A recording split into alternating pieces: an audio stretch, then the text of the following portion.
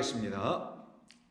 거룩하신 아버지 하나님, 우리 하나님 아버지만 유일하게 우리의 참된 믿음이시요 소망이시요 사랑이심을 믿습니다. 우리 주님께서 우리에게 우리가 가져야 될 참된 믿음과 우리의 마음에 품어야 할 소망을 당신의 사랑의 법을 통하여서 가르쳐 주셨기에 우리는 그 말씀에서 조금 더 벗어나기를 원치 아니하며, 그러기에 우리는 항상 주의 말씀에 인도함을 받고 주의 나라에 입성하는 그날까지 이 땅에서의 육의 패함과 영의 승함을 날마다 체득하며 배우며 순종하며 살아가는 주의 나라의 백성 되기를 소망합니다. 이것이 또한 우리 아버지께서 저희들을 향하여 갖고 계신 소망이신 줄로 믿사옵나니, 당신의 그 소망과 당신의 그 뜻이 우리라는 존재들 안에서 다 이루어지게 하여 주시옵소서. 아버지께서 말씀하신 대로 하늘에서 이루어진 것 같이 땅에서도 이루어지리이다라는 그 기도가, 당신의 기도가 우리 안에서 열매 맺게 하여 주옵소서. 오늘도 주시는 거룩한 말씀을 통하여 은혜의 주님을 만나며 기뻐하며 찬송하는 생명 얻은 모든 종들이 되게 하실 줄로 믿고 예수님의 이름으로 기도드립니다. 아멘. 자, 하나님 말씀 나누겠습니다. 자, 로마서 15장 8절로 13절입니다. 로마서 15장 8절로 13절입니다.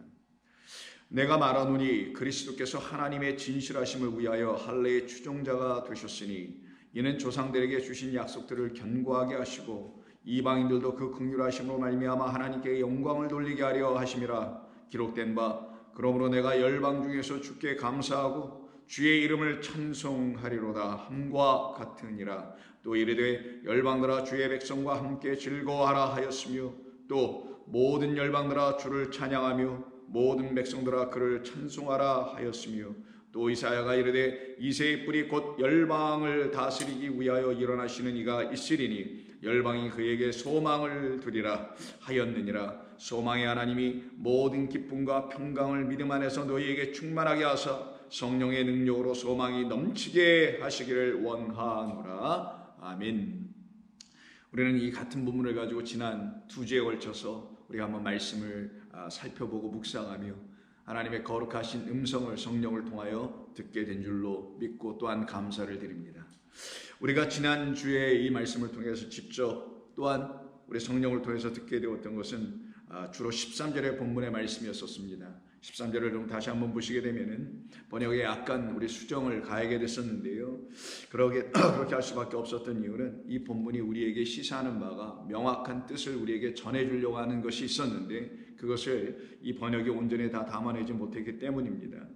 자, 13절 소망의 하나님이 모든 기쁨과 평강과 믿음으로 혹은 믿음 안에서 너희를 충만하게 하시기를 원하노라. 이유는 다음과 같은 목적을 위해서 그러시는 건데, 성령의 능력으로 말미암아 소망 안에 있는 너희를 페르시오 하기 위하여다라는 뜻이죠. 페르시오는 차원이 다른 것입니다. 육이 더 이상 우리를 지배하지 못하고 영인 하나님의 거룩하신 말씀이 우리에게 찾아 들어와 주인이 되어 주시는 그런 역사가 일어나므로 이제 우리는 옛것으로 살지 않고, 즉 육으로 살지 않고 나로 살지 않고 인간의 가르침에 연연하여지지 아니하고 나의 생각과 교만과 오만에 빠지지도 아니하고 완전히 죽은 자이기 때문에 주께서 인도하시는 대로 어디든지 따라갈 수 있는 자들, 바로 그런 사람들을 하나님의 의가 무엇인지를 아는 사람들이요, 그 의로 말미암아 그 의 때문에 결국 그래서 의를 위하여 살아가는 복된 자들, 천국이 저희들의 것이 되어버리는 사람들을 말하는 겁니다. 그들이 바로 그리스도 예수라는 곧 진리 안에서 새롭게 다시 지어진 새 하늘을 바라보며 새 땅을 소망으로 삼고 살아가는 종들을 갖다가 지금 페르시오라고 하는 말인 것이죠. 그것을 우리말로 넘치게 하시기를 원한다고 했는데, 넘치는 건 충만과 관계있기 때문에 온전한 뜻으로 해석될 수 없는 본문이라고 볼 수 있습니다. 그래서 우리가 지난 시간에 말씀을 집중적으로 보았던 것은 우리를 하나님께서 당신의 소망 안에서 당신이 주시는 기쁨과 평강과 믿음으로 말미암아 우리에게 나타나게 될 새로움, 거듭남, 새 소망, 이와 같은 모든 새로운 성령의 능력으로 말미암아 우리를 당신의 거룩한 나라의 백성으로 삼아내시는 그 일이 무엇인지 우리가 지난 주에 살펴보았었습니다. 오늘은 12절과 13절에서 계속 말씀하고 있는 중요한 반복되는 말이 세 번에 걸쳐 나오게 되는데, 여러분들도 읽어보시면 금방 알 수 있는 말입니다. 다시 한번 12절과 13절을 읽어볼 테니 여러분들께서 들으시면서 어떤 말이 반복되고 있는지, 그것도 무려 세 번에 걸쳐 반복되고 있는지를 여러분 들어보시게 될 거고 알게 되실 거며, 세 번씩이나 반복하고 있었다라는 것은 그만큼 중요한 것을 의미하고, 그것은 또 바울의 마음에서 하나님의 성령으로 말미암아 로마에 있는 성도들에게 그 말을 전할 수밖에 없도록 바울 또한 이끌림을 받았다라는 것을 이 반복의 어휘, 반복의 말을 통해서 우리는 직감할 수가 있을 수 있는 것입니다. 12절, 또 이사야가 이르되 이새의 뿌리 곧 열방을 다스리기 위하여 일어나신 이 누구세요? 자, 장차 이사야 시대에는 장차 오실 그리스도라는 것을 지금 예표하고 예언하고 있는 말씀이겠죠.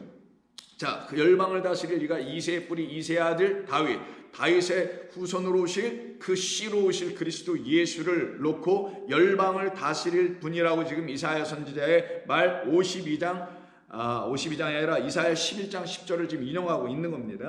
그때에 일어나시는 이인 그리스도가 있으리니 그가 열방이 그에게로 소망을 두게 될 것이고, 13절, 소망의 하나님이 모든 기쁨과 평강을 믿음 안에서 그리고 믿음으로 너희를 충만하게 하실 것이며 성령의 능력으로 말미암아 소망이 넘치게 하시기를 원하노라 라고 하신 이 두 절에 걸쳐서 반복되는 말은, 그렇죠, 그 말입니다. 맞습니다. 소망이라는 말입니다.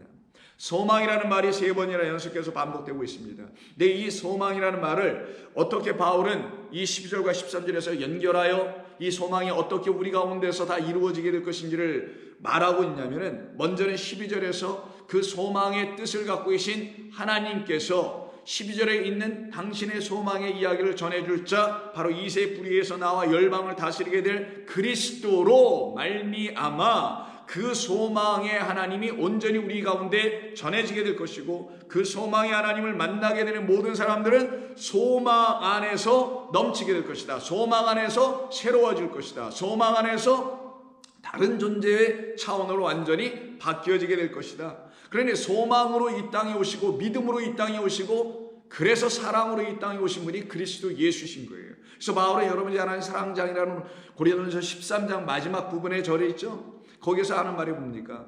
믿음, 소망, 사랑, 이 세 가지를 반드시 얘기하잖아요.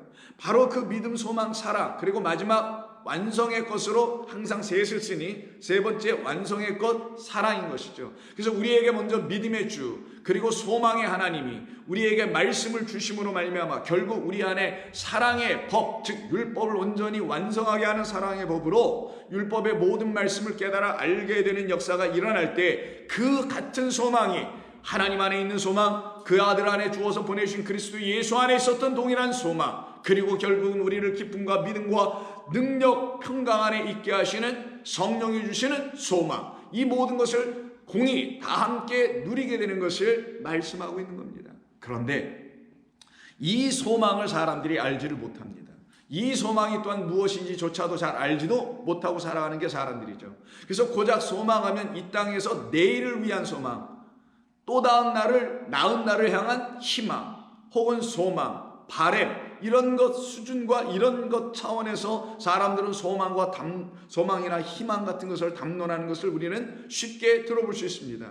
심지어 그것은 세상에서만 들려지는 게 아니라 교회라는 곳 안에서도 바로 그와 같은 희망과 소망에 대해서 언급하고 말하고 있죠. 연약한 사람들, 부족한 사람들, 그리고 힘이 없는 사람들, 그리고 여러 가지로 어려운 가운데 있는 많은 사람들, 그런 사람들을 향하여 그들에게 보다 더 나은 내일, 보다 더 좋은 희망의 또 다른 날, 그런 것이 반드시 올 것이다. 하나님은 그런 것을 우리에게 주실 것이다. 그러니 그 소망의 하나님을 믿고 기다리고 그 하나님께서 여러분들을 그렇게 축복해 주실 것이라는 것을 믿고 의지하는 모든 사람들에게 그와 같은 보다 더 좋은 미래, 내일, 혹은 희망의 또 다른 세상이 여러분들에게 주어질 것이다 라고 가르치고 있는 것이 또한 교회들 아니었었던 거예요. 그런데 과연 그런 희망이 그와 같이 그런 사람들에게 주어지던가요? 그 희망은 교회가 아닌 교회 바뀐 세상에서도 참고 인내하고 열심히 뼈가 부러지도록 허리가 구부러지도록 살아가고 인내하고 안 쓰고 저축하고 하면 그래도 좀 더 나은 날은 오게 되어 있습니다.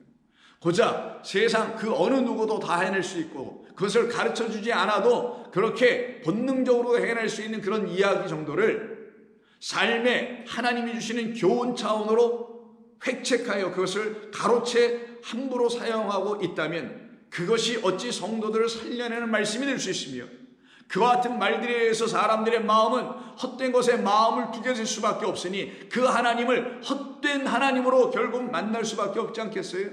실망하게 될 거고 그래서 그 하나님을 떠나게 될 겁니다.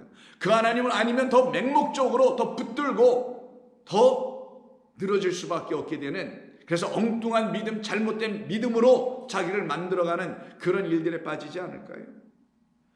성경에서 말하는 하나님께서 말씀하시는 소망과 희망이라는 말은 그런 것을 말하는 게 아닙니다. 우리에게 보다 나은 내일이라는 어떤 삶을 허락해 주시겠다라는 약속을 여러분 어딜 뒤져다봐도 없습니다. 내일이라는 건 수없이 여러분들에게 말씀드리지만 다시 한번 들어보십시오. 여러분들에게 내일이 혹시 이 땅에서의 내일로 생각하여 그 땅에서 펼쳐질 좀 더 나은 삶, 무사 안일한 삶, 무병장수할 수 있는 삶, 혹은 평안한 삶, 대개 평안보다는 편안한 삶이겠죠. 그런 것을 이 땅에서 추구하는 것이 내일이고 그것이 소망이라면 여러분들에게서 가져야 될 하나님이 주시는 소망은 아직 있지 않고 하나님이 우리에게 약속해 주신 내일은 없는 겁니다. 하나님께서 우리에게 주신 내일이라는 진짜 소망은 이 땅에서의 소망이 아니에요. 그것은 영원한 당신 그 새 하늘과 새 땅에서 펼쳐질 그것에 대한 약속뿐이었으며 그것을 우리에게 주시려고 하시는 것이었으며 그것이 아버지 하나님께서 우리를 향하여 갖고 계신 유일한 그리고 지고한 분명한 소망이십니다. 여러분들은 그 소망을 소망으로 삼겠습니까? 이 땅에서 내가 아무것도 아니어도 상관없지만 내가 아버지의 나라에서는 그 소망으로 살아갈 사람으로 나를 부르신 것을 나는 믿기에 아버지여 그 소망만은 다 이루어 주시옵소서. 당신이 나를 향하여 갖고 계신 그 소망이 그런 소망이라면 그 소망은 나에게 반드시 이루어야 한다는 사실도 나는 이제 알겠습니다. 저는 이 땅의 것을 추구하는 자가 아니요 이 땅의 것을 통하여 하나님을 사모하고 앙망하고 갈망하라는 뜻으로 이 땅을 지어주신 것을 알고 있으니 이제 당신이 내게 허락하실 그 하늘의 소망을 갖게 해주옵소서. 그리고 이루어 주옵소서. 그래서 당신께서 당신의 아들을 보내주신 것이군요. 누구에게? 나 같은 자에게. 어떤 자? 성경이 말하는 소망 없는 자가 누굴까요? 성경이 하나님께서 말씀하시는 그 소망 없는 이 세상이 무엇일까요? 전부 다 하나님이라는 생명, 전부 다 아버지라는 그 영을 갖고 있지 못해서 전부 다 죽어있는 것, 그래서 나를 살릴 자가 없다라는 이 세상, 그것이 바로 소망 없는 세상이라는 거예요. 악한 자들이 자기의 것들을 착복하여 그래서 더욱더 자기들을 먹고 살아가려고 하는 이 악한 세상이기 때문에 내가 소망이 없어. 내가 아무리 열심히 일해도 나에게는 한계가 있어. 저 악한 자들이 다수들이 모든 것을 다 취하고 말았어. 이런 것 때문에 이 세상에 소망이 없는 걸까요? 아닙니다. 그건 세상이 말하는 거예요. 그건 아직도 내가 육이기 때문에 그런 생각에서 갇혀 있을 수 있는 겁니다. 그러나 하나님 말씀하십니다. 하나님께서 왜 이 세상을 향하여서 내가 너희들에게 소망을 줄 거야. 내가 너희들의 소망이야. 그리고 내가 너희들에게 나의 소망이 무엇인지를 그리고 너희들에게 채워줘야 될 소망이 무엇인지를 알게 해주려고 이세 뿌리에서 열방을 다스리는 소망의 그리스도를 너에게 보내줄 거야 라고 말씀하신 이유는 이 땅에 하나님이라는 소망이 없고 이 땅에 하나님만이 주시는 내일을 열어내시는 참된 생명, 그 영이 없으면, 그 진리가 없으면, 그 기름 부음이라는 그리스도의 말씀과 영이 없으면 여러분들은 살아날 수가 없어. 그 나라에 가지 못한단 말이에요. 그것이 소망 없어 죽어있는 이 땅의 모든 자들에 대한 이야기입니다. 그래서 예수님께서 부활하시는 이야기 속에는 항상 죽은 자 가운데서 살아나셨다는 말을 쓰는 거예요. 죽은 자들로부터 일어나셨다는 거예요. 왜? 이 세상이 다 죽어있기 때문에 하나님이라는 생명을 갖고 있지 못하기 때문에, 하나님의 영이시라는 사실을 알지 못하기 때문에, 하나님께서 우리에게 생명을 우리에게 주실 수 있는 유일한 분이라는 사실을 인정하지 않고 있기 때문에 이 세상은 죽어 있는 곳입니다. 바로 그와 같은 곳, 죽어 있는 이 세상, 생명 없는 이 세상을 에스겔서에서는 다음과 같이 말하죠. 무엇이라고요? 모두가 죽어 있어 말라 비틀어져 있는 마른 뼈와 같은 세상이다라고 말하는 거예요. 그런 마른 뼈들로 가득 채워져 있는 이 세상, 온 세상이 다 마른 뼈, 죽어 있는 자들, 사방이 다 죽어 있고 골짜기에 다 메꿔져 있어요. 마른 뼈들로, 죽어 있는 자들로. 바로 그곳, 거기가 바로 하나님이라는 영이 없어서 죽어 있는 곳이잖아요. 그래서 그 죽어 있는 뼈들에게 에스겔을 불러서 하나님이 말씀하시는 게 뭡니까? 인자야, 한번 보아라. 저 뼈들이 살아날 수 있겠느냐? 주여, 제가 어찌할 수 있습니까? 아버지가 당신이 하실 수 있으며 당신이 하시나이다. 인자야, 그러면 내 말을 대언하여 사방에 있는 생기에게 명하라. 그 생기에게 명하여 이 죽어있는 마른 뼈들, 소망 없어서 죽어있는 마른 뼈들, 나라는 영이 없어서 죽어있는 마른 뼈들, 하나님이라는 참된 진리의 생명이 없어서 죽어있는 이 세상의 이 피조물들 위에 내가 명하여 말하라. 생기야, 이 죽은 뼈들, 마른 뼈들에게 들어가라. 그때 어떻게 됩니까? 그 마른 뼈들 안으로 생기가 들어가죠. 이때 생기를 히브리어로 루아흐라고 합니다. 이 루아흐가 영입니다. 혹은 바람이라고도 할 수 있고 혹은 호흡이라도 할 수 있어요. 그러나 이것은 하나님이 주시는 호흡이고 하나님이 주시는 생기이고 하나님이 주시는 당신이라는 영이에요. 그래서 당신이라는 영이 우리 가운데 새 바람이라는, 그래서 호흡을 주는 숨으로 다시 우리에게 들어오셔야만이 우리가 생기를 가진 자, 그래서 살아있는 영을 갖게 된 자, 그래서 산 자가 정도가 아니라 살아나게 하는 생명이 되어버리는 것이죠. 그것이 부활이라고 하는 거예요. 그래서 고린도전서 15장에 보면 바울은 첫째 아담은 살려내는 영이 아니라 산영, 생명이고, 두 번째 아담은 뭐라고 합니까? 살려내게 하는 영이라고 했던 거예요. 그렇다면 에스겔서 37장에서 이와 같은 말씀을 마른 뼈들을 향하여 대언하는 그 에스겔의 이야기를 통해서 이들에게 나타나는 일을 한번 볼까요? 4절입니다. 또 내게 이르시되 이는 너 이 모든 뼈에게 대언하여 이르기를 너희 마른 뼈들아 여호와의 말씀을 들을지어다. 영을 보낸다고 분명히 얘기했는데 사방에 있는 그의 영으로 들어가게 하는 것인데, 생기를 보내는 것인데, 이들에게 뭐라고요? 여호와의 말씀을 들을지어다. 그러면 여호와의 말씀을 듣지 못하여 여호와의 영, 생기가 안 들어가는 거네요. 그래서 호흡을 할 수가 없네. 그러니 여호와의 말씀이 뭐라는 거라니까? 영이고 생명이라는 거예요. 그래서 예수님이 내 말은 영이요 생명이다 라고 말씀하신 거예요. 바로 그 여호와의 말씀을 듣지 않아 죽어있는 이들, 5절 주 여호와께서 이 뼈들에게 이같이 말씀하시기를 내가 생기 영을 너희에게 들어가게 하려니 너희가 그러면 살아나리라. 여호와의 말씀을 듣는 것, 들어가게 하는 것, 그 생기 영이 들어가는 것 같은 말, 그 역사가 일어나니 너희 위에 힘줄을 두고 살을 입히고 가죽으로 덮고 너희 속에 생기 영을 넣으리니 너희가 살아나리라. 또 내가 여호와인 줄을 그로 말미암아 너희가 알게 되리라.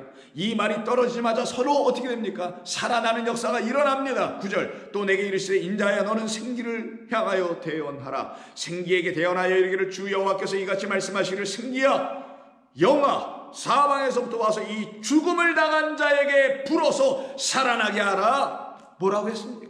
모두가 죽어있대잖아요. 단순히 마른 뼈들, 송장을 얘기하는 게 아니란 말이에요. 이 죽어있는 영혼들, 하나님의 말씀을 듣지 않아서, 듣지 못하여서 하나님의 영을 갖고 있지 못해, 말씀이 그들에게 영을 만들어내지 못해, 말씀이 영인 줄 몰라, 말씀이 영으로 말미암아 그들에게 생기를 주는 생명이 되게 하지는 못해, 고작 말을 하면 이 땅에서의 보다 나은 내일이라는 소망이나 갖게 하는 그런 말로 사람들이나 운집하게 하여 거짓된 말로 팔고 사고 주고받는 상인들, 강도의 소굴들 정도로 만들어가고만 있다면 거기가 바로 이 골짜기가 아니고 뭐겠어요? 살아나게 하라. 왜? 그들은 죽어있기 때문에. 바로 이 죽어있는 자들을 향하여 갖고 계신 아버지 하나님의 마음을 소망이라고 하는 거예요. 내가 너희들에게 이런 소망, 죽어있는 자들에게 나의 영이라는 말을 보내요. 그 말이 누구예요? 그리스도 예수. 그래서 말씀이 육신되어 이 땅에 오는 거란 말이에요. 그분이 오셔서 그 육신 안에 있는 말씀을 꺼내 우리에게 주기 위해서 육신이 또 찢어지는 거예요. 십자가에서 둘로 나눠버리는 겁니다. 그때 그들은 그 생명으로 오신 말씀이라는 그리스도, 열방을 다스리는 그 그리스도라는 생명을 드디어 만나게 되는 거예요. 이 죽음을 당한 자에게 불어서 살아나게 하라. 이에 내가 그 명령대로 그들에게 들어가매, 명령대로 되어나였더니 생기가 그들에게 들어가매 그들이 곧 살아나서 일어나 서는데 극히 큰 군대더라. 또 내게 이르시되 인자야, 이 뼈들은 누군지 아니? 이 뼈들은 하나님의 말씀을 갖고 있다고 하면서도, 갖고 있다고 너스레를 떨고 있음에도 불구하고, 그래서 자기들의 택한 백성 선민이요 거룩한 백성 성민이라까지도 하여 자화자찬하고 있는 바로 이 뼈들이 누군지 아니? 그래서 이스라엘 온 족속들이라. 그들이 이르기를 우리의 뼈들이 말랐고 우리에게 이것이 없어졌습니다라고 하네요. 이 말라있는 상태는 왜 말라있는 거냐? 그들에게 하나님의 영이 들어오지 못해. 하나님의 영, 말씀, 생기가 들어오지 못한다는 건 그 생기를 주시고자 하시는 하나님을 거부했기 때문이죠. 하나님은 그들에게 생기를, 영을, 당신을, 말씀을, 진리를 부어주시려고 한 거예요. 이게 하나님의 소망이에요. 이 소망이 없어졌다라고 이들이 고백을 하네요. 우리에게는 이 소망이 없어졌으므로 우리에게 어떻게 해요? 죽음말이 있네요 라고 하는 거예요. 그럼 성도에게 죽음, 이 땅의 모든 피조물들에게 있어서 죽음에 대한 정의를 다시 내려야 되는 거 아닙니까? 뭐겠어요? 여호와의 하나님의 말씀이 그들에게 생기, 영이 되어 있지 못하면 그걸 죽은 거라고 하는 거예요. 아무리 예수를 믿어도 그건 죽은 거예요. 그가 무슨 일을 했다 하더라도, 어떤 업적을 일으켰다 하더라도 그 여호와의 말씀이 그에게 영을 주질 못해. 그냥 여호와의 말씀을 듣기나 해. 교회나 다녀. 그런 자들을 모아서 또 교회 목회를 해. 교회나 부흥시키려고 애를 써. 사람 모으는 것에만 집중해. 그것 안 되면 불안해. 이따위의 상태로 전부 다 떨어져 있는 것이 바로 소망 없음의 상태예요. 이걸 죽은 것이라고 하며 이들이 말라있는 상태입니다. 그로 말미암아 어떻게 됐답니까? 우리 모두가 다 멸절되어 있습니다 라고 말을 해요. 그러면 소망을 주시려고는 하나님의 뜻 안에 있는 생기인 당신의 영을 하나님의 말씀을 통하여 들어야 하는 것이 아버지 하나님의 뜻이고 소망이고 소원이었는데, 이 소원을 떨쳐버리고 우리의 소원 좀 들어주세요. 우리의 소망은 이 땅에서 좀 더 잘 사는 거고 내일을 향하여 보다 나은 세상, 나은 사회, 나은 나의 인생, 이걸 되길 원합니다라는 그런 소원, 자기 소원에 붙잡혀 있는 그 자기가 누구예요? 안타깝지만 육입니다.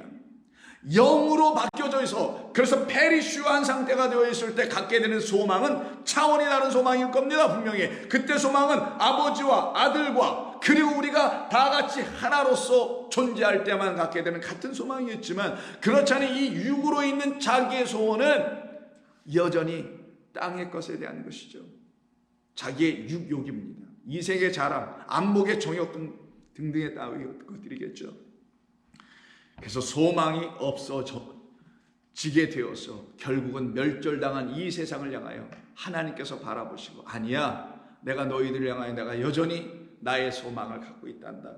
그 나의 소망을 알게 될 나의 백성들은 나에게 그 소망을 이루어 달라고 부르짖을 거야.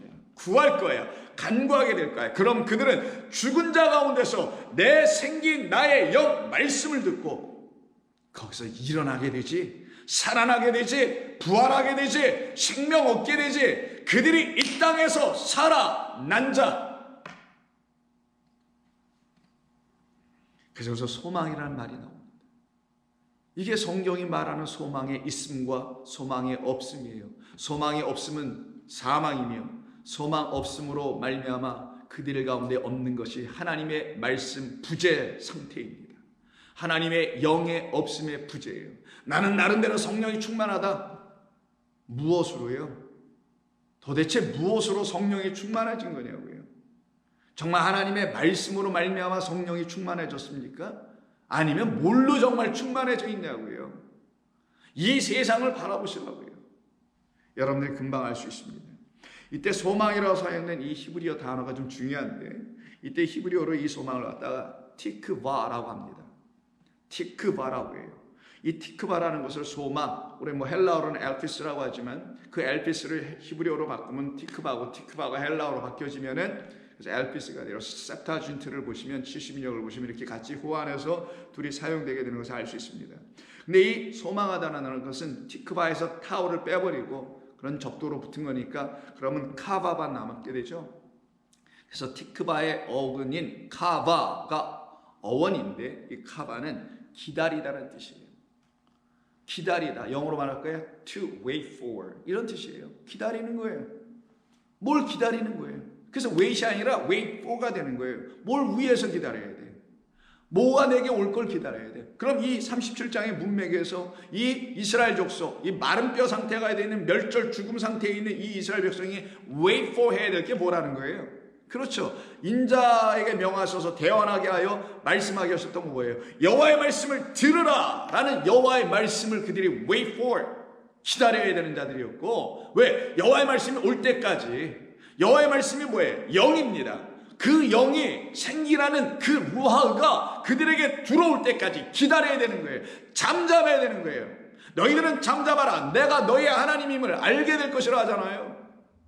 근데 이 잠잠하진 않아.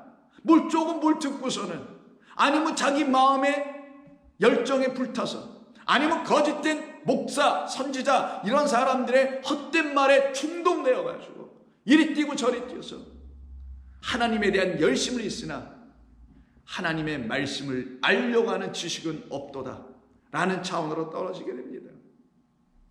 그래서 기다리는 거예요.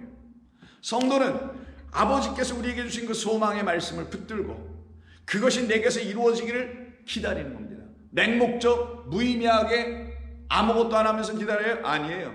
주의 말씀을 사모하며 주의 영을 기다리는 자로서 기다리는 거예요. 그건 적극적인 기다림이요. 그거는 아주 프로액티브하게 기다리고 있는 것이죠. 그런 삶이 저와 여러분들에게 터져 나와야 그때 여러분들이 진정 하나님을 소망하는 자라는 걸 우리 하나님께서 왜 모르시겠냐고요. 내가 정말 나만을 원하니? 내가 정말 나의 영을 원하니? 왜? 그거 어디다 쓰려고? 뭐 하려고? 저는 어디다 쓸 데가 없어요. 저의 육이, 그 영이 들어와야 나의 육이 끝나고 내가 당신의 그 엘로힘이 되기 때문인 것을 내가 알았으니 내가 어찌 이것을 구하지 않을 수 있어요. 주님, 제발 좀 나에게 그 영을 부어주세요. 그 말씀을 듣게 해주세요. 그 말씀을 깨닫게 해주세요. 왜 이걸 성도가 구하지 않을까? 반드시 구해야죠. 반드시 구해야죠. 여러분들 구하고 계시잖아요. 그래서 여러분들에게 그 같은 역사가 나타나지 않습니까? 이렇게 소망 없는 상태로 떨어져 있는 이들에게 하나님께서 아니야, 너희들은 소망을 갖게 될 거야. 그리고 그 소망을 갖고 그 소망 안에 있는 나의 말을 듣고 그 말씀 안에 있는 생명을 얻게 되고 그 생명이 너희들에게 나의 영을 갖게 해주게 되면 너희들은 이제 내가 너희들에게 약속한 진짜 그 땅으로 갈 거야. 근데 그 땅으로 뒤로 보냈어요. 물론 보이는 땅, 상징적인 땅이죠. 그 땅은. 그게 어디예요? 가나안 땅이라는 거잖아요. 근데 거기 들어와서 뭐 했습니까?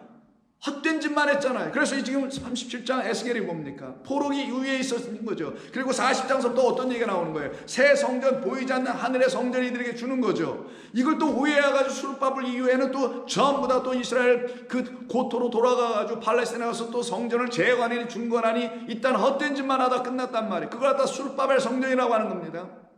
그것이 부족해서 또 뭐 계속 전화가려고 하는 것이 지금의 사람들이 또 하고 있는 것 아니냐고요. 그것이라고 하신 거예요? 그게 환상 가운데 보여주신 그 하늘의 성전입니까? 아니면 우리를 하나님의 영원한 처소로 삼기 위하여 우리를 성령의 전으로 만들어져야 된다는 것이 무엇인지를 보여준 사건입니까? 여러분의 선택입니다. 여러분이 성경을 문자적으로 읽고 역사적으로 읽으면 역사적 해석밖에 할 수가 없고 그걸 문자적으로 취하여 문자주의에 빠질 수밖에 없게 되지만 그래서 교조주의가 되는 거예요. 왜? 내놓을 수 있는 게 그거밖에 없으니까. 그 도그마라는 도그마티즘에 빠지게 되는 거예요. 굉장히 위험한 정도가 아니라 아예 사망길로 들어가는 겁니다. 그게 기독교 2000년이 지금까지 왔던 것이고 유대교는 거의 플러스 더해서 해왔던 것을 그대로 기독교가 받아서 지금도 하고 있다면 그게 어찌 교회냐고요. 거기도 똑같이 사망의 골짜기일 수밖에 없게 되는 겁니다. 그런 그곳에 우리 주님이 이새의 씨로 약속의 씨로 그 후손 제라로 오시게 되는 거예요. 그리고는 우리에게 뭘 진짜 주시는 겁니까? 12절 보세요. 그러므로 너는 대언하여 그들에게 이르기를 주 여호와께서 이같이 말씀하시길 내 백성들아 내가 너희 무덤을 열고 너희로 거기에서 나오게 하고 이스라엘 땅으로 들어가게 하리라. 그때 그럼 무덤이 뭐예요? 무덤에서 나와서 이스라엘 땅으로 들어가게 한대잖아요. 그럼 무덤이 뭐냐고요? 그럼 또 왜 또 이스라엘 땅은 뭐냐고요? 무덤이 바벨론입니까? 아니겠죠. 무덤이 뭐냐고요? 그들이 앉아있는 흑암과 사망이라는 무덤, 거기를 깔고 앉아서 거기서 뭔가 열심을 해. 비진리 거짓을 깔고 앉아서 그 많은 물 위에 앉아있는 음력 계시록에 있는 그 여자처럼, 여자는 아니고 성전이지만 교회이지만 그처럼 똑같은 이치를 하고 있는 자들이 사망 안에 갇혀있는 자들. 그래서 어떻게 예수님이 그 안으로 찾아 들어가는 거예요. 그래서 죽은 자들 가운데로 들어가서 죽은 자들에서 당신이 부활하심으로 죽은 자들로 하여금 부활하 살아나는 그리스도를 보게 하여 우리도 그와 함께 부활하여 나오게 하시려고 하신 것이 사망하시고 그리고 무덤 속으로 들어가셨다는 얘기를 신약성경에서 쓰는 이유가 거기 있는 것입니다.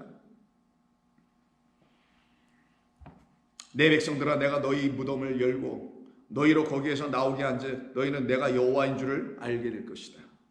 내가 또 내 영을 너희 속에 두어 너희가 살아나게 하고 내가 또 너희를 너희 고국 땅에 두리니 나 여호와가 이 일을 말하고 이룬 줄을 너희가 알리라. 여호와의 말씀입니다. 그럼 이들이 고국 땅이라고 이렇게 말하면은 그들이 지금 고국에서 떠나서 지금 타향살이 바벨론이나 아니면 그 다음에 제국으로 넘어가는 그런 어떤 이국 땅에서 사는 그것과 대비한 그들의 본래 고향이 저 팔레스타인 가나안 땅이라는 그곳을 고국 땅이라고 말하는 것인가요? 아마 여기 번역하신 분은 이것을 역사적으로 생각했기 때문에 그렇게 번역을 하여 고국이란 말까지 의도적으로 의역하여 해석하여 집어넣은 것이겠죠. 그러나 여기 눈을 씻고 찾아봐도 원문에는 고국이라는 말은 없어요. 그냥 너 자신의 땅 이렇게 돼 있어요. 너 자신의 땅 아니면 자신 빼고 그냥 너의 땅에 두게 할 것이다. 역사적 해석은 고국 땅이 될 수 있겠죠. 성경을 역사서로 보고 역사적인 해프닝으로만 이해하고 있는 사람들은 고국 땅으로 보겠지만 성령의 가르침이라는 생기가 들어와 있는 사람들에게 있어서는 갖게 된 하나님의 말씀은 너 자신의 땅 그곳으로 내가 들어가게 해줄게. 너희에게 약속해 준 그 땅을 말하는 것이지 우리 한 사람 한 사람에게 약속해 주신 그 땅을 말하는 거지 그것이 무슨 팔레스타인에 있는 땅이 아니란 말이에요. 거긴 가도 되고 안 가도 되고 상관없는 거예요.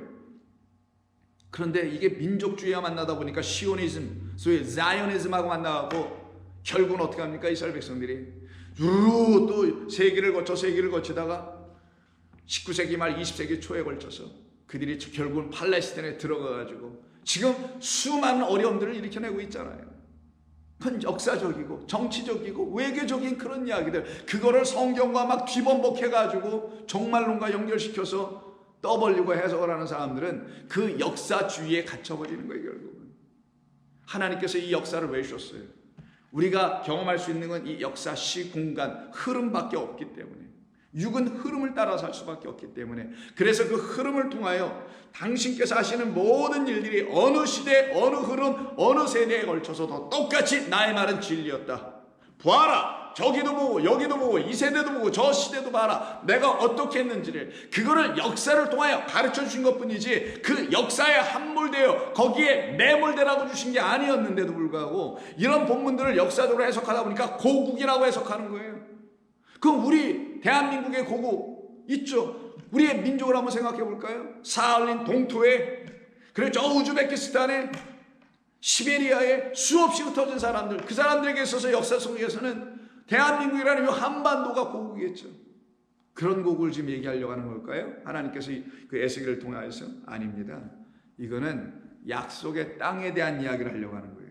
그 약속의 땅은 곧 우리에게 찾아오실 그리스도라는 땅이 약속의 땅인 거예요.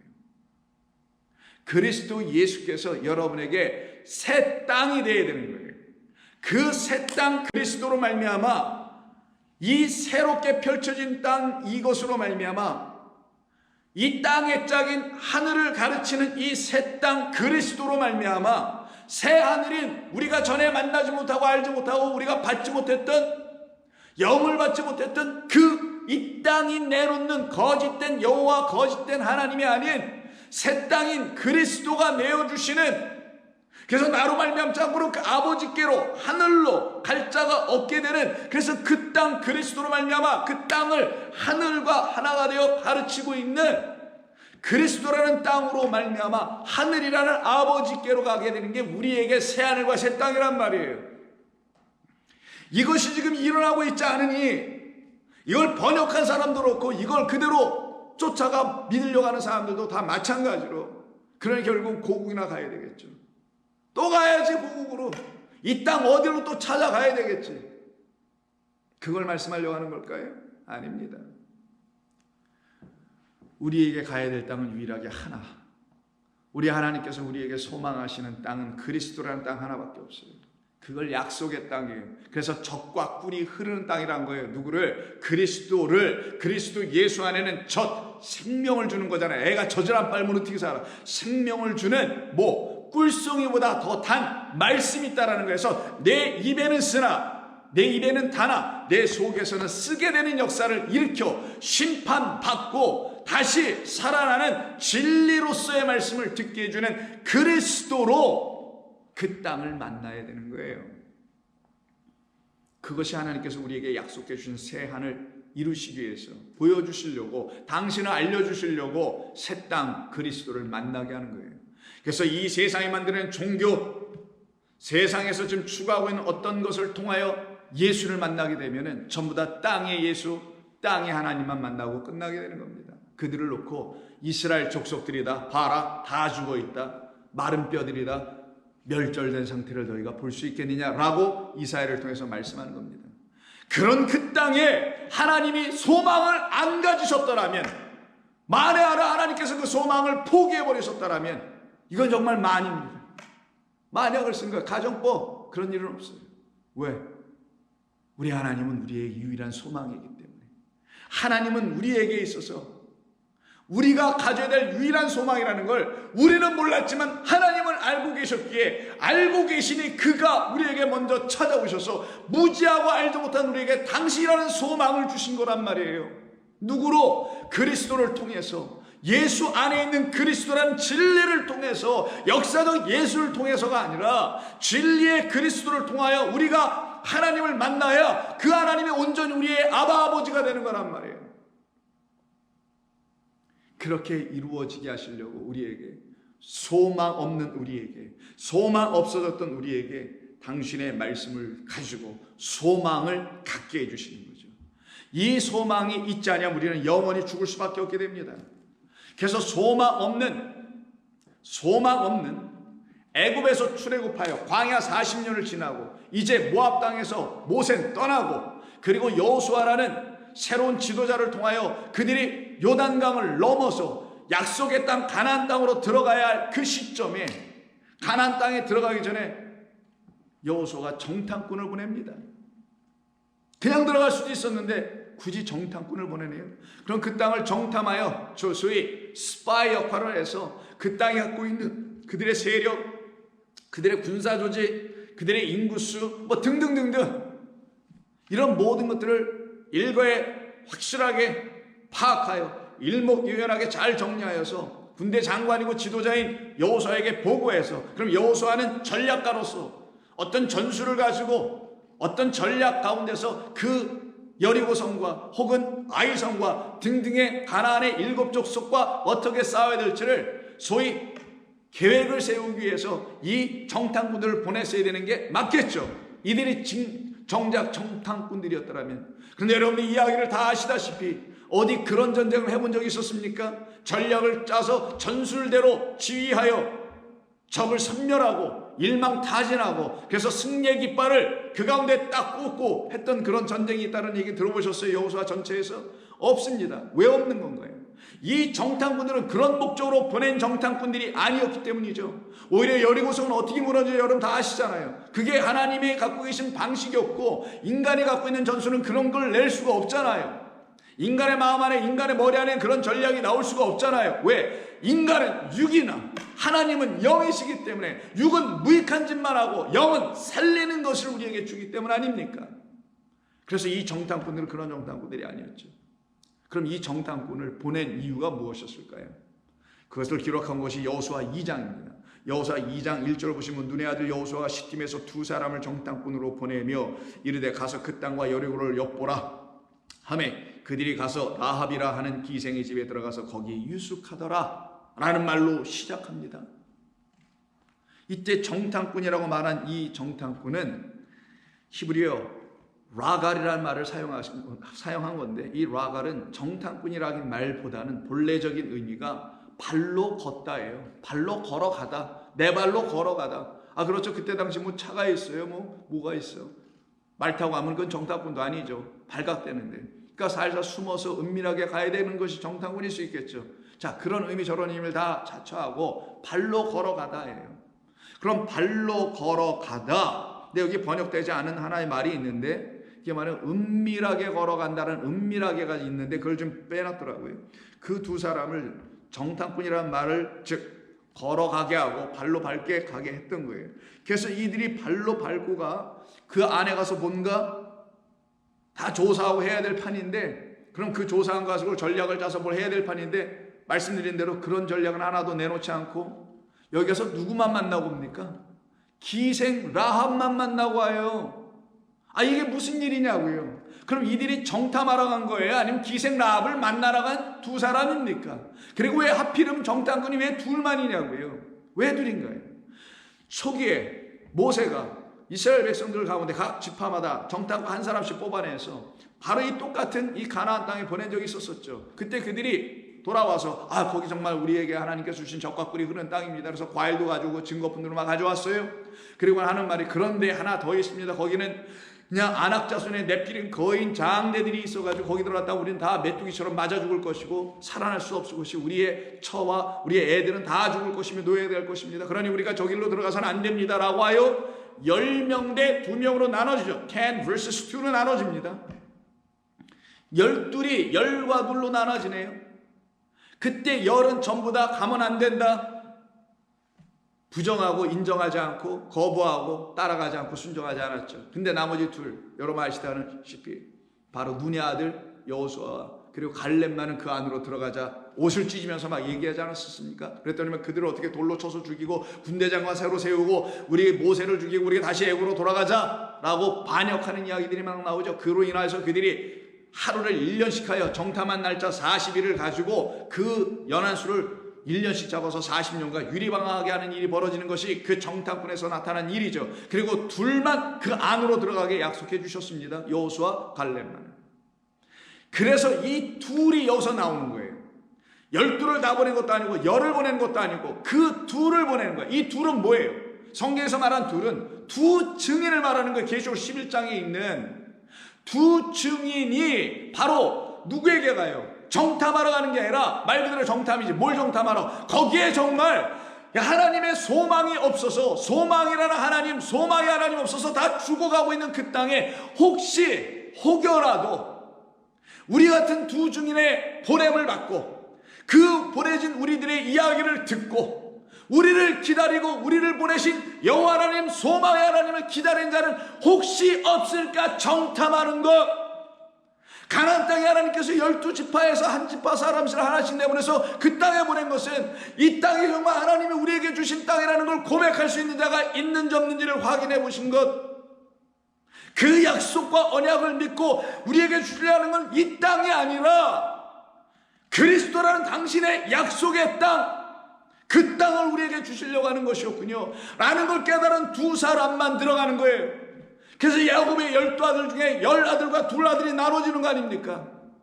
요셉과 베냐민, 라헬에서 난 이 둘만 하나님의 말씀을 감당할 수 있고 구원을 일으켜낼 수 있는 이야기라는 걸 창세기 1장부터 50장에서 말하려고 했던 것이며, 나머지 열은 뭡니까? 10계명을 갖고 있는 자들을 비롯하게 설명하는 거잖아요. 그 계명만 갖고 있는 자, 그들은 이 두 말씀, 이 두 증인, 율법과 복음, 옛것과 새것, 그 아버지의 나라의 곳간에서 새것과 옛것을 꺼내오는 마치 누구처럼 집주인과 같은 천국의 서기관된 제자처럼 그 일을 감당할 수 있는 유일한 그 두 사람이 보내진 것이니, 이들이 그냥 단순히 간 게 아니라 이들은 이사야 52장 7절에서 말한 것처럼 좋은 소식을 가지고 전하며 평화를 공포하며 복된 좋은 소식을 가져오며 구원을 공포하며 시온을 향하여 이르기를 내 하나님이 통치하신다 하는 자의 산을 넘는 자의 발이 어찌 그리 아름다운가. 이들을 누구라 불러요? 8절에서 파수꾼이라고 합니다.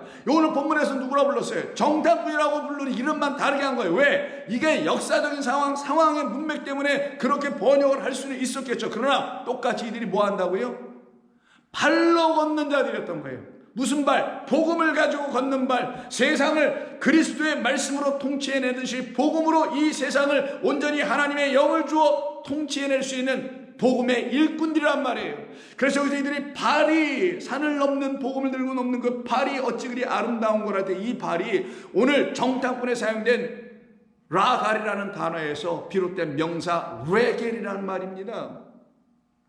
그럼 이들이 그냥 걷는 거겠어요? 아니죠. 찾아다니면서 혹시 이 소망 없는 이 땅, 다 죽어있는 이 땅, 곧 멸망할 이 땅, 다 무너질 이 땅, 어떤 땅, 땅의 것만 추구하여 그리스도라는 새 땅으로 들어가지 못하여 이 땅에서 결국 흙으로 들어갈 수밖에 없는 그 무익한 삶을 살아나가고 있는 이 땅에 정탐꾼 둘, 증인 둘을 보내요. 생명의 말씀을 가지고 있는 자들을 보내요. 찾아보게 한 겁니다. 그리고 곧바로 누구 집으로 들어가요? 라합 집으로 들어간 겁니다.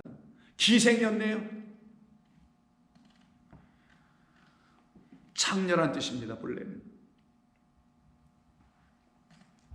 그때 그가, 라합이 이 두 정탐꾼을 만나고서는 하나님께서 이스라엘 백성들을 애굽에서 출애굽하여 여기까지 오기 40년 동안 무엇을 하셨는지 나는 들었다라고 얘기해요. 그럼 라합만 들었을까요? 아닐 겁니다. 많은 사람이 들었지만, 많은 바리새인과 서기관들이 들었지만 그들은 예수의 말을 인정하고 영접하지 않았는데, 웬일인가 이게. 세리와 창녀들의 친구가 되어버린 예수는 그 예수의 말을 받아들인 예수의 친구인 창녀들과 세리들에게 환영을 받고 그들만은 이 말을 마음에 담고 있었던 것과 마찬가지로 이 창녀 또한 그것을 마음에 담고 있었던 한 여인이었던 겁니다. 그래서 그가 쭉 얘기하죠. 홍해물을 어떻게 하는지, 요단강에서 일어난 일 등등등등. 그러면서 11절에서 뭐라고 합니까? 우리가 듣자 곧 마음이 녹았고 너희들로 말미암아 사람이 정신을 잃었나니 너희의 하나님 여호와는 위로는 하늘에서도 그리고 아래는 땅에서도 하나님이시라.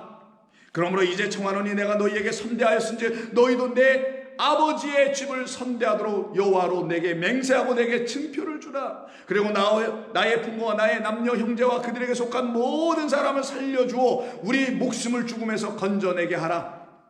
그 사람들이 그에게 이르되 내가 우리의 일을 누설하지 아니하는 우리의 목숨으로 너희를 대신할 것이요 여호와께서 우리에게 이 땅을 주실 때는 인자하고 진실하게, 이걸 헤세드 에메트라 그랬죠. 인자, 영원한 사랑, 은혜의 사랑과 그리고 진실이 아니라 진리라는 에메트, 인자와 그리고 인자로 말미암아 그 사랑 안에 있는 진리로 너희를 대우하게 될 거야.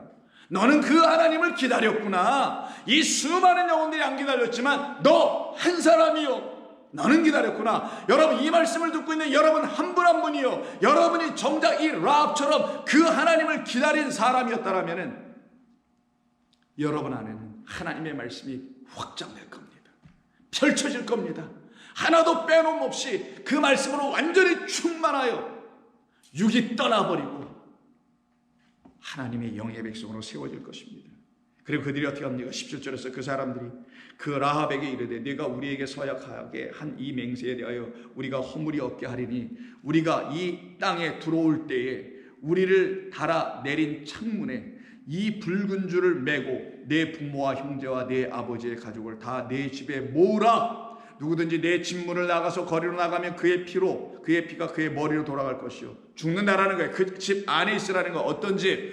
물론 라합의 집이겠죠. 근데 어떤 집? 이 붉은 줄을 갖고 있는 집. 더 나아가서는 어떤 집? 바로 이 집을 말하는 거예요. 다른 집이 아니라 여기 지금 12절에서 뭐라냐면 내 아버지의 집을 선대하도록 해달라고. 이 선대가 일어나는 그 집. 결국은 생명의 말씀을, 생명의 하나님을 소망으로 품고 있는 자들의 집이니 거기가 하나님이 구하신 처소 진짜 성전 아니었을까요? 하나님이 바라시는 성전은 그곳이 아니었을까요? 라합이 성전이요, 라합과 함께 있는 그들이 성전이요, 거기가 아버지의 집. 성경에서 아버지는 한 분 하나님밖에 없는 거니까 그 하나님을 항상 말하려고 이런 아버지들을 쓰는 것뿐이니까. 그래서 그 집에서 나가지 말라고 한 거예요. 그럼 생명 없는 곳으로 나가게 되면 피 흘려 죽게 되는 것이니 그러나 누구든지 너와 함께 집에 있는 자에게 손을 대면 그의 피는 우리의 머리로 돌아오리니 우리가 책임지겠다라는 것이죠. 네가 우리의 이 일을 누설하면 네가 우리에게 서약하여 한 맹세에 대하여 우리에게 허물이 없으리라 하니 라합이 이르되 너희의 말대로 할 것이라 하고 그들을 보내어 가게 하고 붉은 줄을 창문에 메어 다니라. 그럼 이 라합은 어떤 사람이에요? 이들의 말, 이 정탐꾼들의 찾아온, 이 복음의 증인들의 찾아옴으로 말미암아 여호와 하나님, 자기가 마음에 품고 있었던 어떤 이야기를 들었어. 하나님에 대해. 그리고 그 하나님의 이야기를 이는 버리지 않았어. 그리고 그 하나님을 소망했어.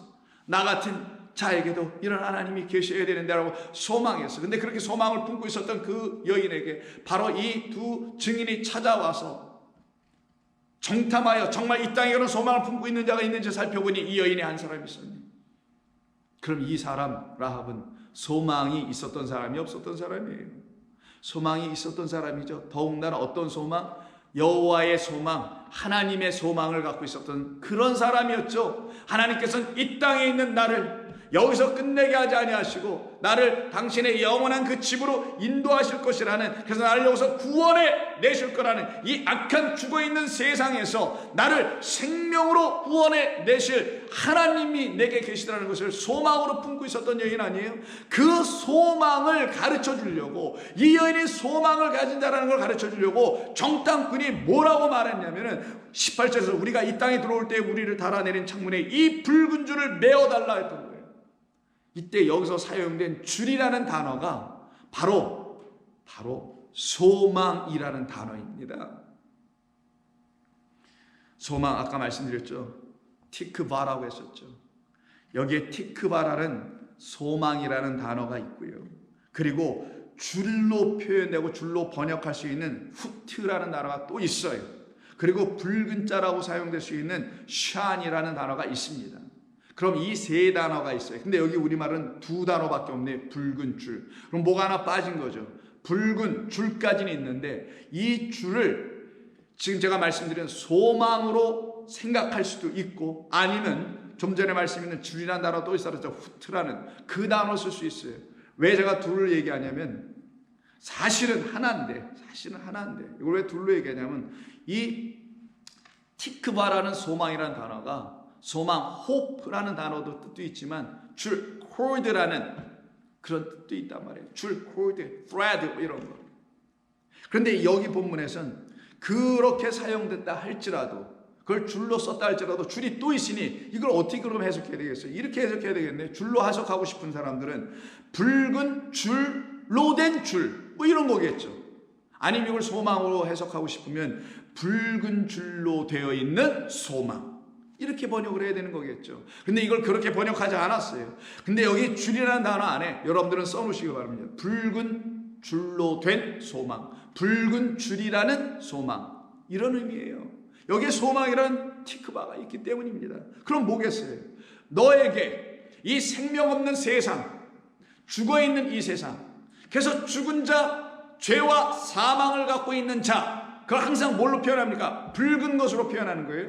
그래서 아담이 불다라는 에돔에서 나온 거고, 에돔 족속은 에서에서 비롯된 족속이라고 여러분 다 아시잖아요. 그것이 또한 아다마, 땅이라는 뜻 아니겠어요? 그 땅에서 흙을 취하여, 아파르를 취하여 그것으로 하나님께서 만드셔 그 코에 생기를 넣어주는 것이, 네페시를 넣어주는 것이 루아가 아니에요. 그때는 네페시를 넣어준 것이 뭡니까? 그들이 생기가 되어 생명이 됐다고 하는 거 아니에요. 창세기 2장 7절이죠. 이런 전반적인 모든 말씀을 차근차근 지금까지 오랫동안 인내하면서 다 들어오셨던 분들은 이곳에 사용된 이런 말씀들을 이해하게 되는 거예요. 이것은 단순히 줄이 아닙니다. 이거는 소망을 말하는 거예요. 이들을 살려내기 위한 하나님의 뜻이에요. 붉은 죄, 곧 사망을 갖고 있는 이 도성에 나 사망 갖고 있어요. 저는 죽어 있습니다. 당신이라는 생명 하나님이 내게 오지 않으셨기에 나는 죽어 있는 자입니다. 라는 걸 시인, 자백, 고백, 인정한 겁니다. 그리고는 그와 같은 자 위에 하나님은 어떻게 하신다고요? 그래, 내가 너를 구원할 거야.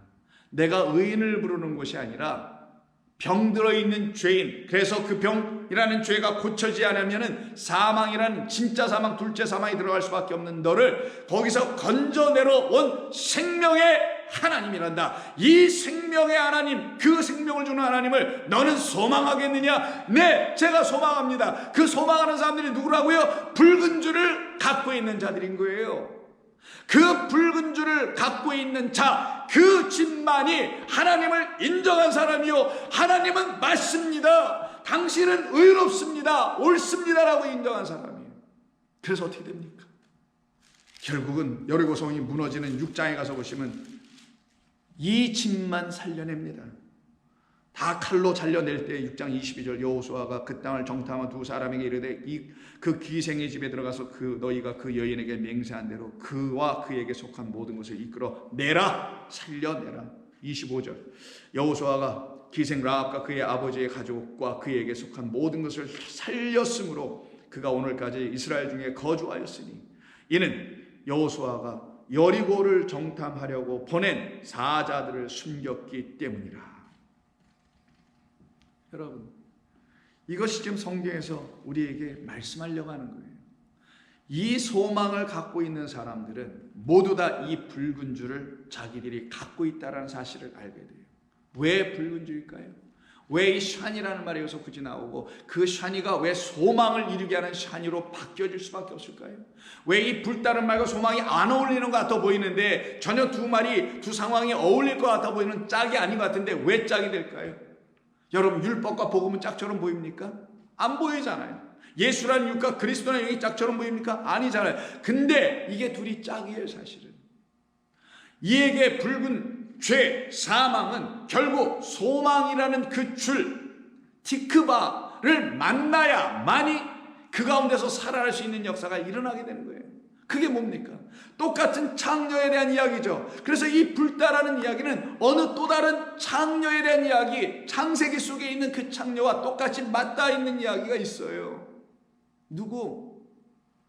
야곱의 네 번째 아들 유다, 유다의 며느리 다말의 남편이 죽고 그 아들까지 결국 하나님께서 제거해 버리시고 마지막 셀라라는 셋째 아들은 너무 어려서 그를 주지 않으려고, 사실은 그까지 혹시 하나님께서 죽이실까 염려가 되어 유다가 빼돌리고 그 며느리는 친정집에 가게 했을 때 기다려도 또 기다려도 응답을 주지 않으니, 왜? 티크바, 소망이 있는 자를 기다린단 말이에요. 그래서 카바가 되는 거죠. 그렇게 기다리고 있었던 이 다말에게 아무 소식도 주지 않는 그에게 결국 다말이 뭐합니까? 아시다시피 변복하죠. 변장하죠. 무엇으로? 기생처럼, 아니 창녀로 변복합니다. 그리고는 유다의 씨를 가져버립니다. 왜? 나는 당신의 씨를 가져야 될 자입니다. 당신의 아들에게 넘겨진 그 씨는 곧 내게 또 넘겨와야 될 씨입니다. 하나님 아버지가 당신 그리스도에게 주신 그 씨, 생명이 그 안에 있듯이 그 생명이 내게도 넘어와야 합니다. 이게 아버지와 아들과 교회의 하나가 되는 거란 말이에요. 이것이 지금 이 땅에서 이 야곱에게서, 유다에게서 일어나지 않으니 결국 어떻게 합니까?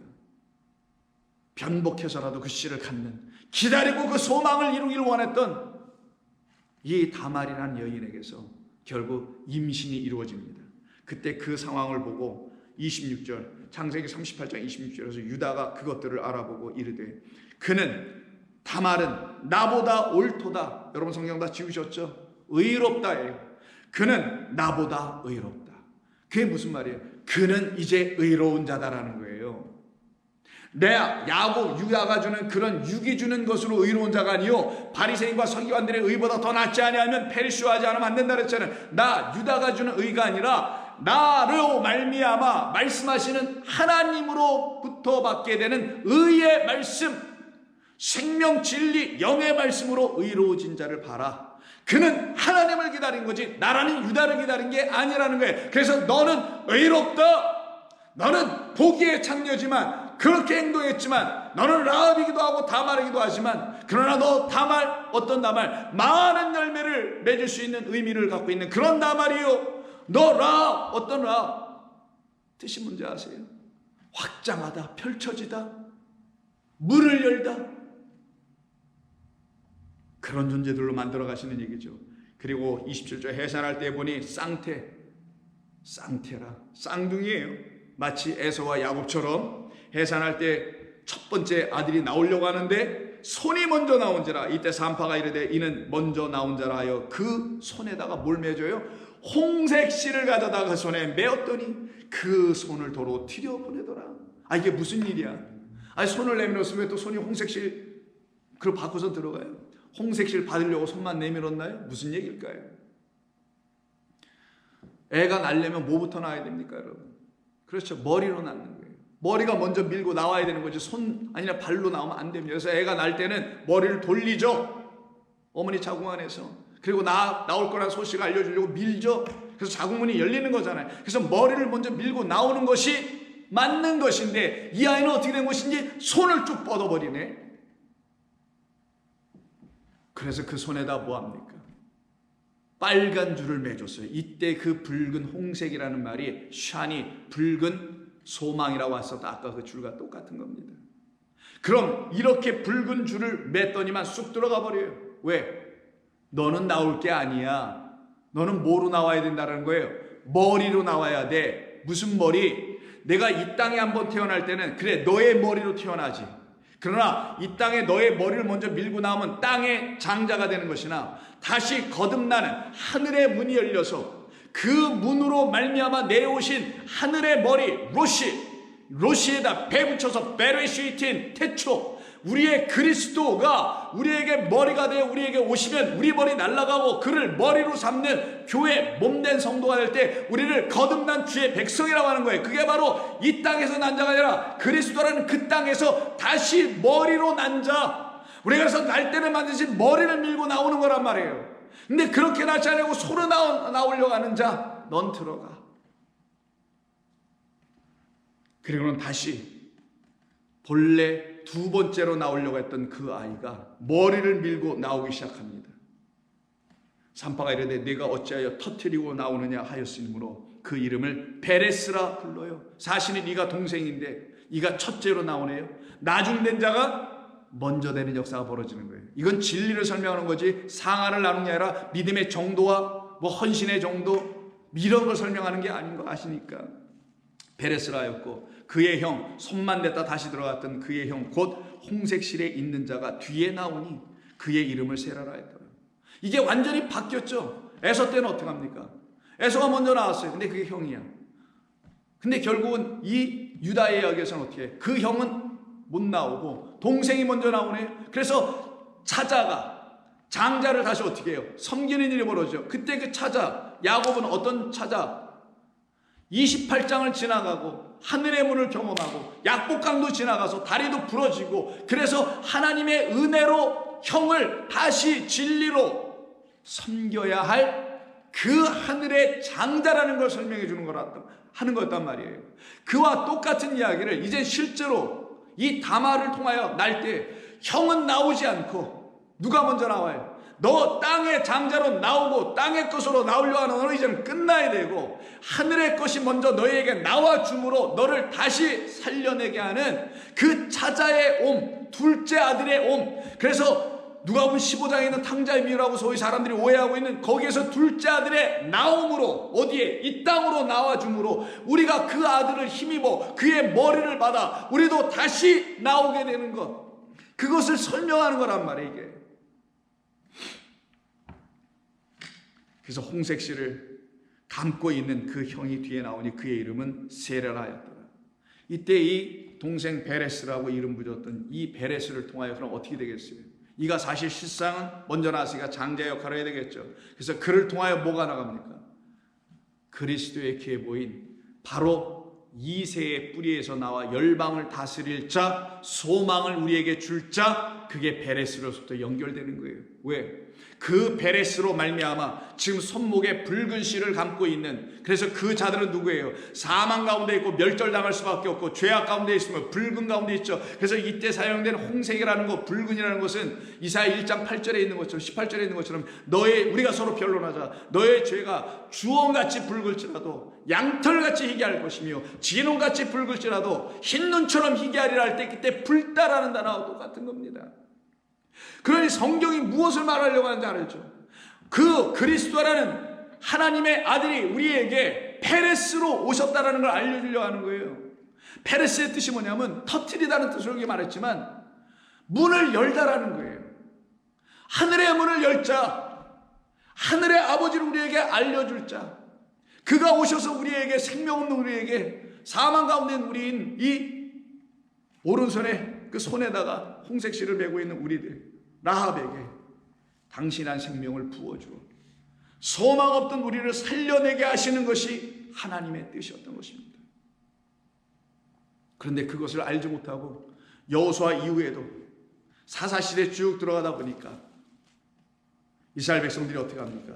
하나님을 또 떠나버리죠. 그래서 사사기 마지막 장이 어떻게 끝나는지 볼까요? 21장 25절. 그때 이스라엘에 왕이 없으므로 사람이 각기 자기의 소견대로 옳은 대로 행하더라.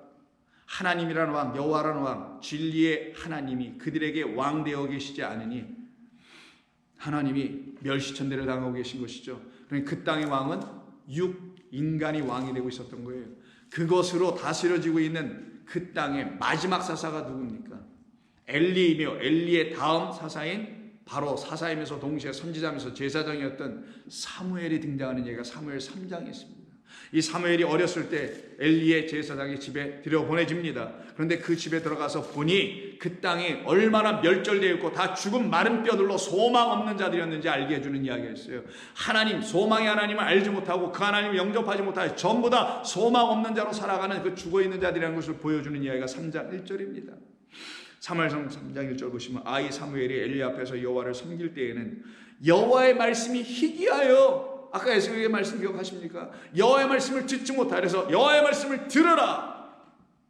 여호와의 말씀이 들려지지 아니하니 진리로 영으로 생명으로 살려내는 하늘의 것으로 온전하게 들려지게 하지 않으니 그 땅에는 뭐가 보여지잖아요? 하나님의 뜻. 이 땅 첫째 하늘과 첫째 땅이 벗겨져야 이상 보일 수 없는, 눈으로는 보일 수 없는, 눈으로는 볼 수 없는, 눈에는 감지되지 않는 인간의 육감으로도 이해할 수 있는 것이 아닌 오직 하나님의 영으로만 깨달아 알 수 있는 깊은 것까지도 통달하게 하는 그걸 이상이라고 한 거예요. 무슨 환상이 아니라 진리를 봤다라는, 진리를 봐야 되는데 그걸 못 본다라는 거예요. 여호와 말씀이 너무나 희귀하여 희박하여 진리 이상이 흔히 보이지 않더라. 이게 당시 사사시대의 일이었던 겁니다. 사사기를 지나 사무엘상에 들어온 역사가 이런 상황이었던 거예요. 안타깝죠. 이때 여기에 제가 지금 뭘 갖고 사용하려고 하는 거겠어요? 여기에 지금 하늘이 열리지 않은 일이 있었다라는 거잖아요. 이게 지금 하늘이 열리지 않은 거죠. 그때 여기서 3장 1절에서 사용된 페레스라는 말의 어근인 파라스라는 말이 있어요. 베레스라는 그 이름을 갖고 있는 이 단어가 이 안에 있는데 그게 바로 보이지라는, 보이다라고 번역한 단어예요. 원래 보다라는 거는 라라는 단어가 따로 있습니다. 근데 여기서 지금 파라츠를 쓴 것인데 이걸 보이지 않다라고 했네. 왜? 이게 또 이상이다 보니까, 이상 뭐 환상 같은 거라 사람들이 이걸 보인다 이렇게 또 번역을 했겠죠. 사실 전부 다 육으로 번역하는 거예요. 자기 마음대로 자기 생각대로. 제가 이런 말에서 맨날 욕을 먹습니다만 여러분들 알아들어 주시길 바랍니다. 자, 이상은 무슨 이상, 환상 이런 거 보는 거 아닙니다. 우리 예수 믿는 사람들이 봐야 될 이상은 하나님이에요. 그리스도입니다. 진리예요. 이걸 보는 거예요. 우리는 성령을 통해서. 근데 이걸 보는 게 아니라 그 이상이 흔히 파랗지 않더라, 열리지 않더라. 하늘이 열려야 그 안에 있는 진리가 터져 우리에게 폭포수처럼 떨어져야 되는데 그게 열리지 않고 그냥 빽빽하게 갇혀 있어. 어둠으로, 흑암으로 갇혀 있어. 빛이 비쳐야 어둠이 물러가고 사라지고 하늘이 열려지게 되는 건데 이게 역사되지 않아. 그 땅을 바로 하나님의 말씀이 없는, 소망이 없는 땅이었다라는 거예요. 그런 소망 없는 땅에 우리가 살고 있었던 겁니다, 여러분. 그런 그곳에 살고 있는 우리에게 하나님께서 어떻게 하세요? 아니야, 내가 너희들에게 소망을 보여줄 거야. 참된 이상을 보여줄 거야. 진리를 알려줄 거야. 누구로? 내 아들로 표현되는 내 백성을 보내서 내가 알려줄 거야. 그래서 여호수아와 사무엘 사사기 그 사이에 뭐가 낍니까? 룻기가 끼는 거예요. 그래서요. 여호수아를 지나죠. 사사기 다 지났습니다. 그리고 사무엘상 바로 직전에 룻기가 끼는 겁니다. 그 룻기서에 보면은 전부 다 멸절당하여 남편 다 죽어요. 자식 다 죽어요. 고국을 떠났죠. 베들레헴 떠나서 모압 땅까지 와서 살았는데 불구하고 거기서도 삶은 여전히 힘들어. 육신의 삶을 얘기할까요? 아니죠. 아버지 하나님이라는 그 남편을 짝으로 만나지 못하고 있는 이 땅에 수 없는 죽어가는 우리라는 여인들, 우리라는 피조물들을 이 한 가정의 이야기를 통해서 보여주는 거란 말이에요. 그래서 전부 다 죽어. 그래서 결국 어떻게 해요? 베들레헴으로 돌아가려고 하죠. 이유는 이제 베들레헴에 흉년이 끝나고 기근이 끝나고 거기에 양식을 주는 자가 있다는 걸 알게 된 거예요.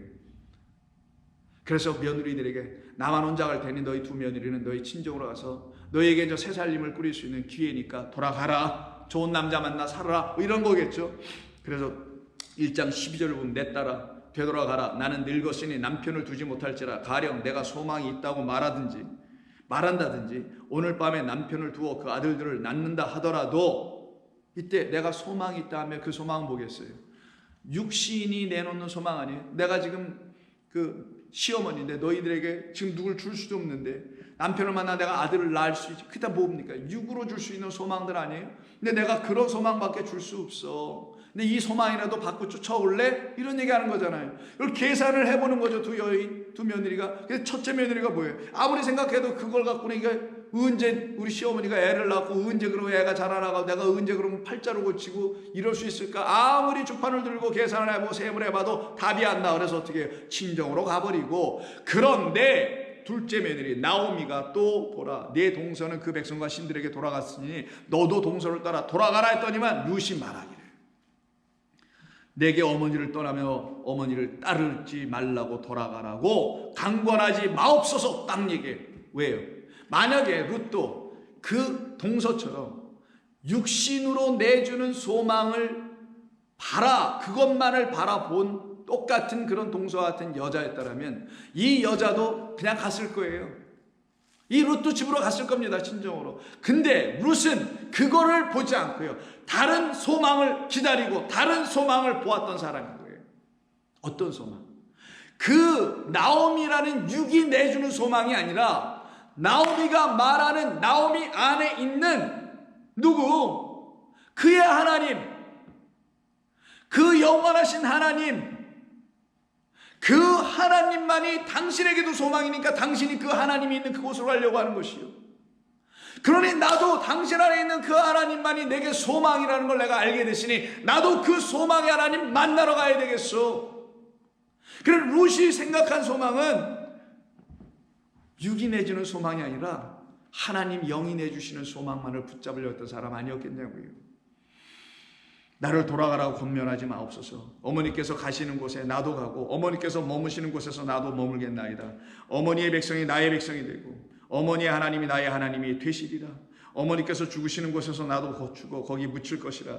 만일 내가 죽는 일 외에 어머니를 떠나면 여호와께서 내게 벌을 내리시고 더하시기를 원하노라 하고 그들이 어디를 가요?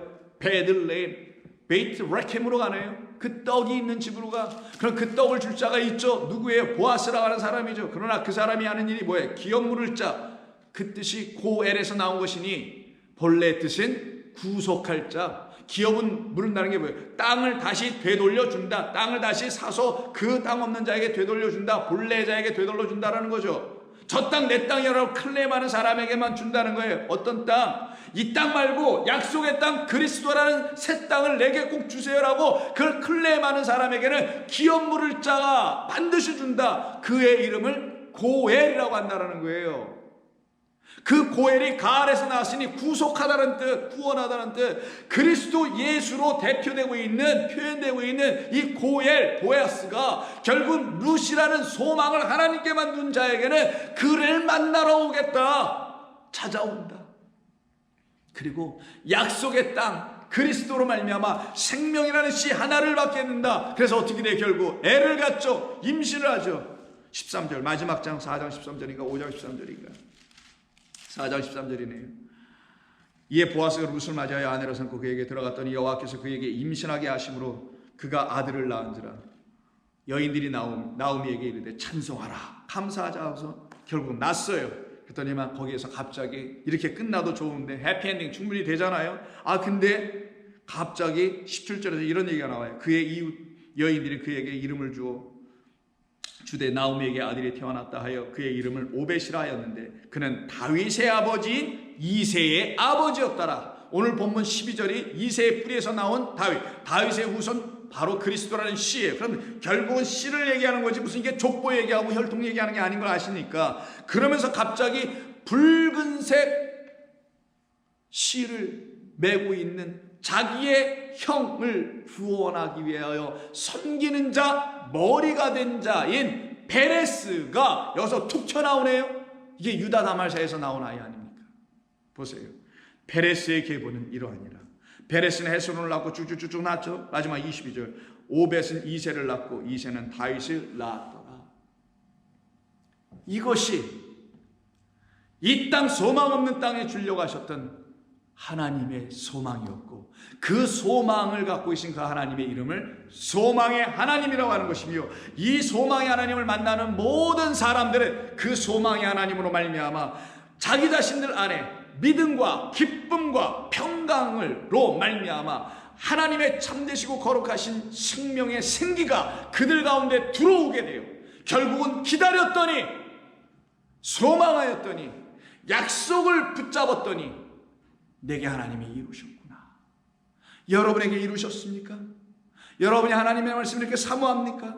여러분이 하나님의 생기라는 하나님의 말씀으로 그 영이 되어 찾아오신 하나님으로 여러분 살아나 있습니까?